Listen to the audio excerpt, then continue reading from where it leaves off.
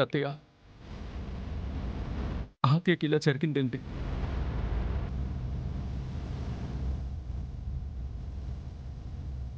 తన్నిలా చూస్తుంటే నాకు భయం వేస్తుంది. తనకేదైనా జరిగితే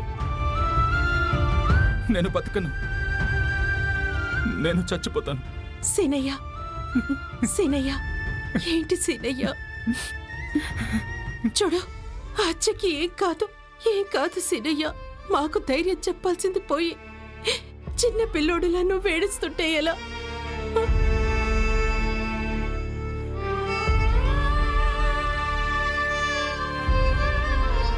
ఇప్పుడు నవ్వుతూ సంతోషంగా తిరిగే పిల్లలిద్దరికి ఇలా జరిగిందేంటి భగవంతుడా? నా బిడ్డలకి ఎవరి దిష్టి తగిలిందో. అటు చూస్తే రామలక్ష్మి కనిపించడం లేదు, ఇటు చూస్తే ఆ చేయిలా మంటల్లో పడింది. నా పిల్లలిద్దరికి ఏం కాకుండా కాపాడు తండ్రి, కాపాడు.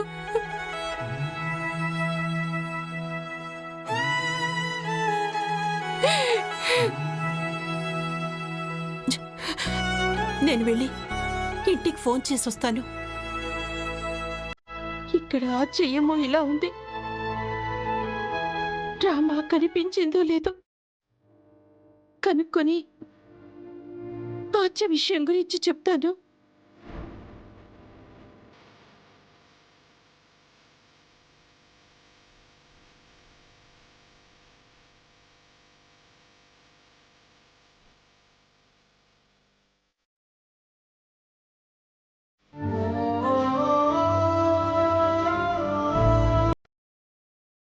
అవునే, నాకొకటి అర్థం కావట్లేదు.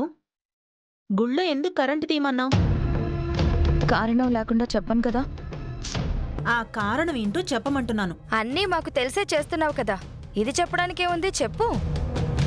బావతో నా పెళ్ళని మొదటిసారి అనుకున్నప్పటి నుంచి ఆద్య నాకు అడ్డుపడుతూనే ఉంది. కష్టపడి బావని పెళ్లి చేసుకుంటే మా ఇద్దరిని ఒకటి కానివ్వకుండా అడ్డుపడుతుంది.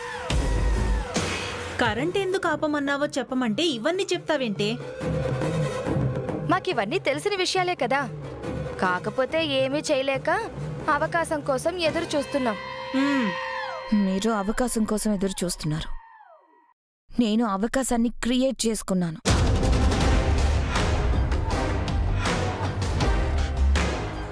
కరెంట్ ఆపమని చెప్పడానికి నువ్వు చెప్పేదానికి ఏమైనా సంబంధం ఉందా? ఉంది కాబట్టే చెప్తున్నాను.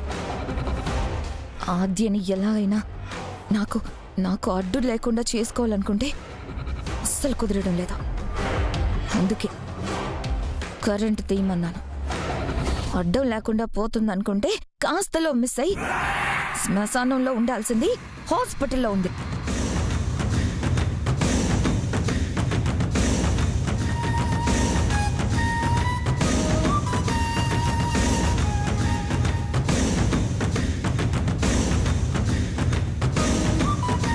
అంటే ఏంటే నువ్వనేది? ఆద్య మంటల్లో పడటానికి, హాస్పిటల్లో ఉండటానికి కారణం నేనే.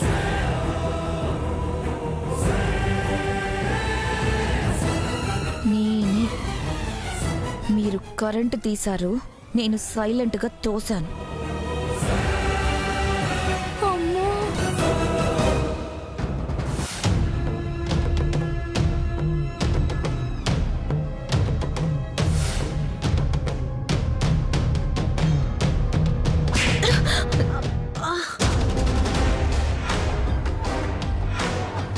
అడ్డుగా ఉందని ప్రాణం తీయాలని చూస్తావా?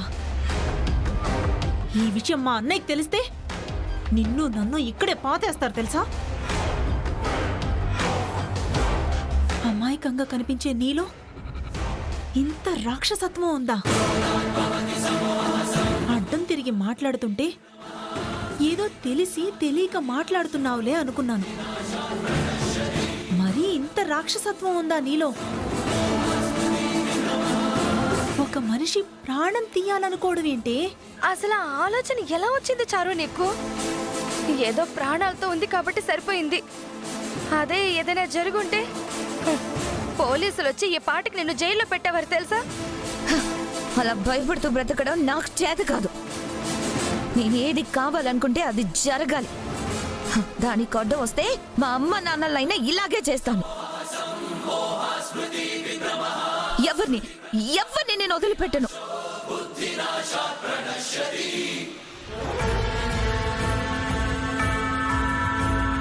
ఏంటి పార్వతి, అదలా మాట్లాడుతుంటే చూస్తూ ఉంటావేంటి?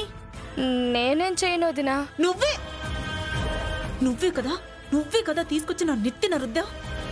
కోడలు కావాలంటే ఇలాంటి రాక్షసిని తీసుకొచ్చి నా కంటగడతావా? అది ఆ విధంగా ప్రాణాలు తీయడానికి సిద్ధపడుతుందంటే రేపు మన ప్రాణమైనా తీస్తుంది కదా. అమ్మో, దీంతో జాగ్రత్తగా ఉండాలి.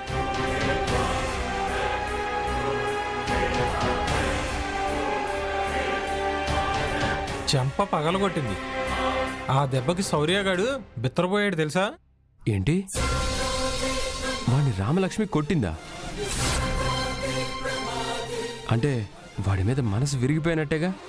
చెంప పగలగొట్టిందంటే ఇంక ప్రేమ ఎక్కడుంటుంది? ప్రశాంత్, ఇంక నీకు ఎదురు లేదు. రేయ్, వాడు నాకు అడ్డు లేడంటే ఇంకా రామలక్ష్మి నాదే. తప్పు చేసైనా రామలక్ష్మిని నాదాన్ని చేసుకుందాం అనుకుంటే మిస్ అయిందని చాలా ఫీల్ అయ్యాను. నాకు అలా కలిసి వచ్చిందన్నమాట. ఆ, అంతా బాగానే ఉంది, కానీ నాకొకటి అర్థం కావట్లేదు. పానకంలో మత్తు ముందు కలిపింది మనం. పెళ్లికి ముందే శోభనం చేస్తే రామలక్ష్మి నీ మాట వింటుందని ప్లాన్ చేసి తనని తీసుకొచ్చింది మనం. అన్నీ మనం చేస్తే రామలక్ష్మి శౌర్యాన్ని కొట్టడం ఏంటి? రఘురామయ్యతో ఆ శౌర్యగాడు పానకంలో మత్తు ముందు నేనే కలిపాను, తనని పాడు చేయాలని చూశాను అని చెప్పాడు.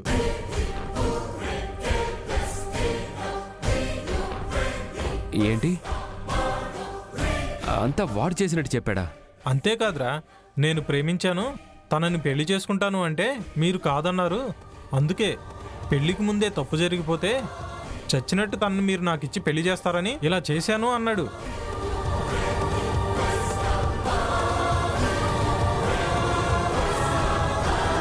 వాడేంట్రా మనం ప్లాన్ చేసిందంతా వాడు చేసినట్టు చెప్పడం ఏంటి? అదే నాకు అర్థం కావట్లేదు. కొంపదీసి నిన్ను సేవ్ చేయడానికి అలా చెప్పుంటాడా? అంత ప్రేమ నా మీద ఉంటే నన్నెందుకు కొడతాడు? వాడు నన్ను సేవ్ చేయడానికి అలా చేసుంటాడనేది అబద్ధం. మరెందుకు అలా చెప్పుంటాడు? ఏమో, వదిలేరా. వాడెందుకు చెప్తే మనకెందుకు? నాకు కావాల్సింది రామలక్ష్మి ఆ శౌర్యగాడికి దూరం కావడం, నాకు దగ్గర కావడం. అలా కొట్టిందంటే నేను కోరుకుంది జరిగినట్టే కదా. సర్లేరా, ఏదో ఒక విధంగా రామలక్ష్మిని నీ సొంతం చేసుకోవాలని ఇంత రిస్క్ చేస్తే అది మిస్ అయినా ఇలా అయినా నీ కోరిక తీరింది. ఇప్పుడు నువ్వు హ్యాపీ కదా? చాలా హ్యాపీ.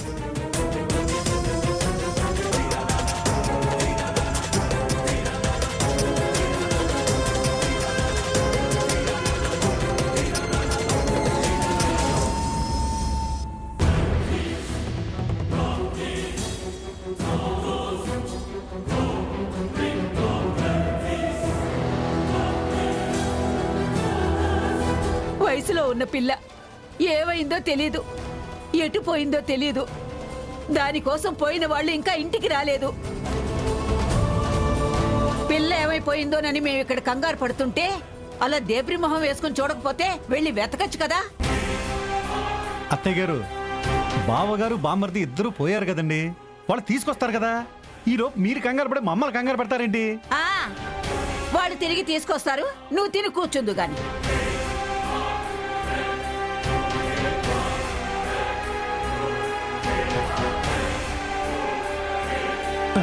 అదిగో రామలక్ష్మి వచ్చేసింది. అమ్మా రామలక్ష్మి, ఎక్కడికి పోయావే? మేమందరం గుళ్ళో ఉంటే నువ్వెట్టెళ్ళిపోయావు? నీకోసం మీ నాన్న బాబాయ్ వెతుక్కుంటూ రావాలా? పండగ పూట అందరం సీతారాముల కళ్యాణం జరిపించాలనుకుంటే నువ్వెట్టెళ్ళిపోయావే?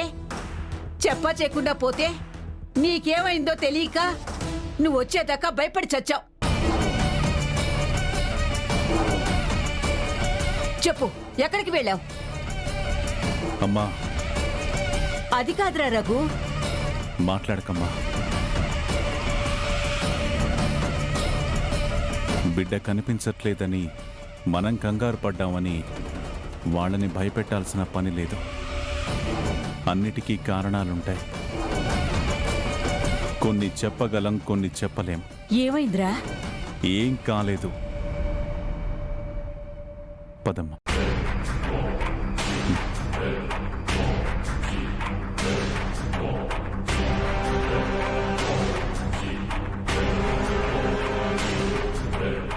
వదినా, రామలక్ష్మిని చూస్తుంటే ఏదో జరిగిందనిపిస్తుంది. నాకు అదే అనిపిస్తుంది. కానీ ఏం చెప్పకుండా ఎలా కవర్ చేస్తున్నారో చూడండి. అన్నయ్య, రామ అలా ఉందేంటి? ఏం జరిగింది అన్నయ్య? ఇంటికి రావడం ఆలస్యమైనప్పుడు ఇంట్లో వాళ్ళు ఏమంటారో అన్న భయం ఉంటుంది. అది చూసి ఏమో అయిందనుకుంటే ఎలాగమ్మా?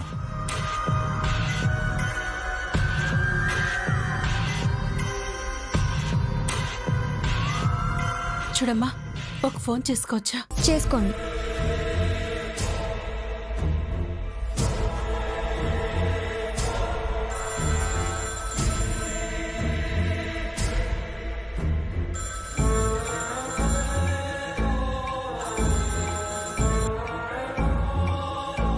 హలో. హలో అత్తయ్య గారు. చెప్పు జానకి.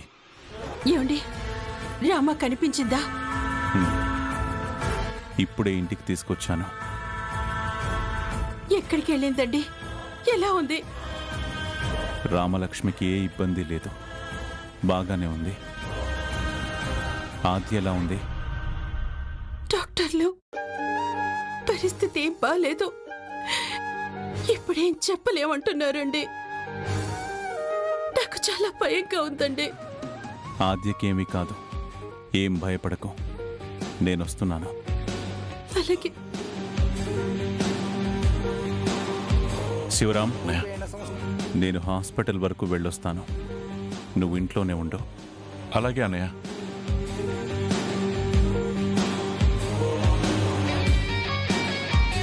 ఏమైంది ఏమైంది అని రామలక్ష్మిని ఇబ్బంది పెట్టే ప్రయత్నం చేయొద్దు. ఇది అందరికీ చెప్తున్నాను. బావగారు,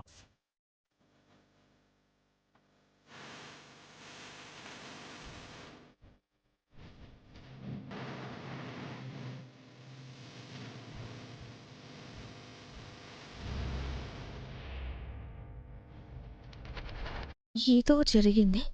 ఏం జరిగిందో చెప్పట్లేదు. బావగారు రామలక్ష్మిని అడగద్దన్నారు కానీ మా ఆయన్ని అడగద్దనలేదుగా. నేను వెళ్ళి ఆయన్ని అడిగి ఏం జరిగిందో తెలుసుకుని వస్తాను.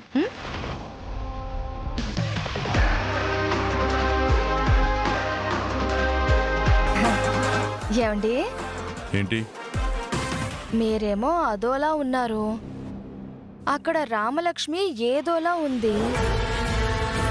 అసలు ఆ రామలక్ష్మి ఎక్కడికి వెళ్ళిందండి? ఏం జరిగింది? అంటే ఏదో జరిగినట్టుంది. ఏం జరిగిందో తెలుసుకుందామని. అన్నయ్య చెప్పలేదు అంటే అది ఎవరికి చెప్పాల్సిన విషయం కాదనే కదా. అన్నయ్య చెప్పనప్పుడు నేను చెప్తానని ఎలా అనుకున్నావు? అంటే ఏదో జరిగిందనేగా. అక్కడేం జరగలేదు, ఇక్కడ జరుగుతుంది. నా చేత్తో నీకు బడిత పూజ. అనవసరమైన విషయాలు తెలుసుకోవాలన్న ఆరాటం తగ్గించుకుంటే మంచిది. పో. అంత కోపం ఎందుకులేండి, వెళ్తాను.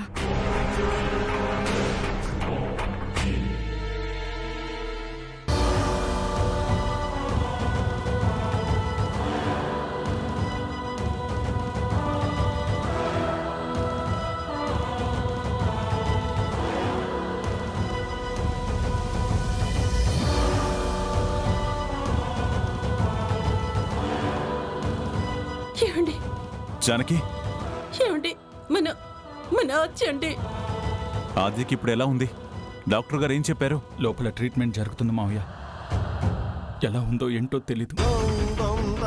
ఏం జరుగుతుందో అని భయమేస్తుంది. ఏం కాదు, ఊరుకో. డాక్టర్ గారు, ఆద్యకి ఎలా ఉంది? ఏ ప్రమాదం లేదు కదా? చూడొచ్చా? మాట్లాడొచ్చా? మా అమ్మాయికి ఎలా ఉందండి? ఏ భయం లేదు కదా? డాక్టర్ గారు, మా ఆద్యకి ఎలా ఉంది? జరిగింది చిన్న ప్రమాదం కాదండి. ఆ అమ్మాయి బాడీ బాగా కాలిపోయింది.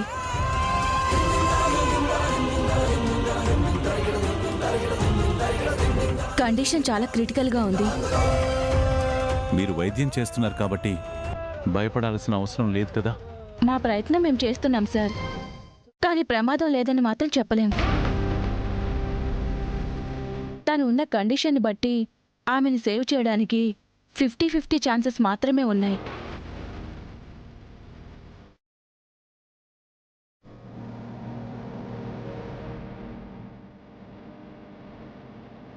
ఫిఫ్టీ అంటారేంటి డాక్టర్?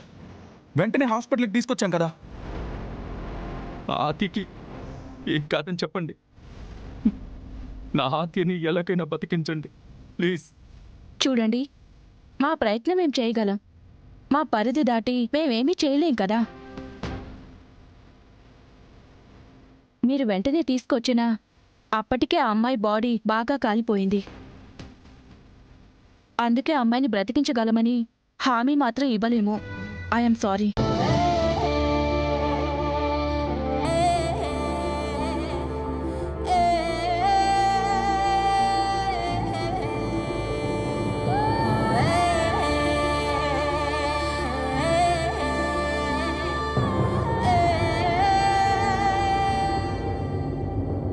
ఏంటండి డాక్టర్ ఇలా అంటున్నారు? ఏమండి, ఏదో ఒకటి చేయండి, ఏదో ఒకటి చేయండి. ఎందుకండి నా అచ్చకే ఎన్ని కష్టాలు? తల్లికి దూరమైంది, తండ్రి ఏమయ్యాడో తెలియట్లేదు. ఇప్పుడు ఆచ్చ బతకదు అంటున్నారు. ఏం పాపం చేసిందండి తనకి ఇన్ని కష్టాలు?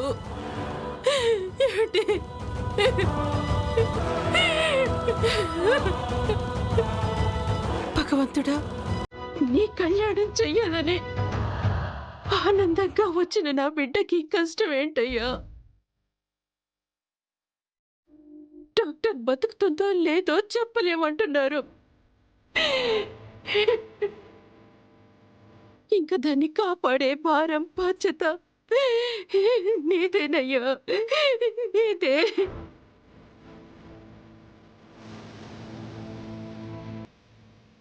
దాని ప్రాణం తీసి నింద నీ మీద వేసుకుంటావో, కాపాడి నువ్వున్నావని నిరూపించుకుంటావో నీ ఇష్టం, నీ ఇష్టం.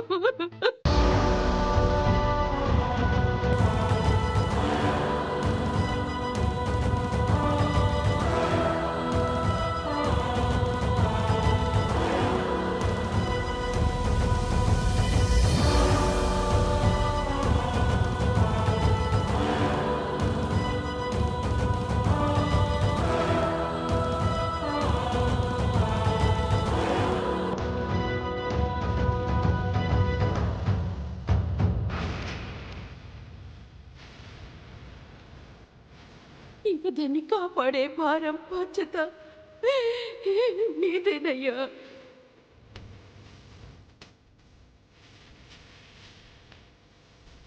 అందరికీ కష్టం వస్తే నీ దగ్గరకు వస్తారు. నా ఆద్యకి నీ దగ్గరకు వచ్చాకే కష్టం వచ్చింది. ఆద్య నా ప్రాణం. నా ప్రాణం ఇప్పుడు చావు బతుకుల మధ్య అల్లాడుతుంది. అక్కడ ఆ ప్రాణం ఆగితే ఇక్కడ ఈ ప్రాణం ఉండడంలో అర్థం లేదు, ఉండదు కూడా.